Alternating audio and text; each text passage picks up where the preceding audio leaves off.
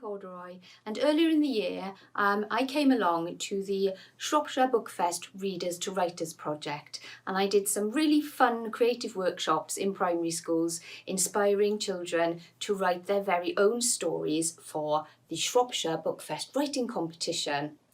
Well, one of my workshops was at St Lawrence Primary School, and I'm really thrilled to hear that the Key Stage 1 prize has been won by one of my pupils in St Lawrence, Ember Caswell. So I just wanted to say a huge well done to Ember. I'm very proud of you and everybody who took part and wrote their own stories.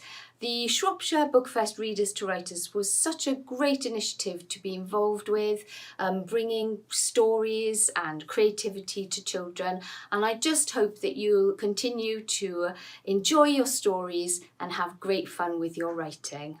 Bye bye. And I have in my hands first place for Key Stage 1.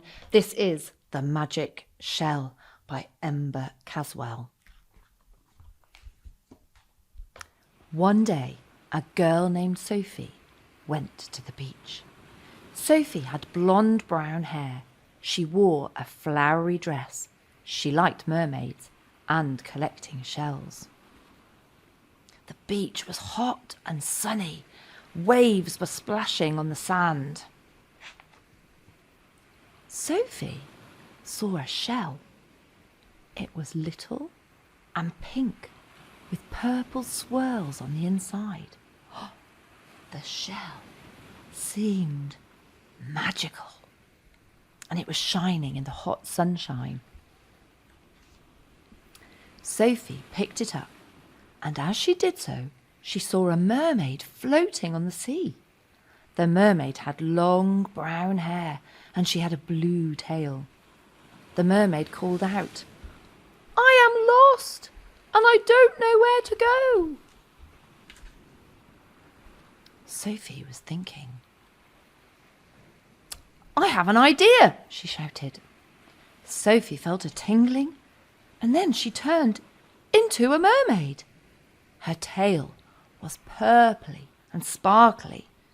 Sophie felt surprised. She splashed in the sea. She swam faster and faster. She got to the mermaid. The mermaid felt sad. She was lost. "I don't know where to go," she cried. Sophie said kindly, "I will help you get home."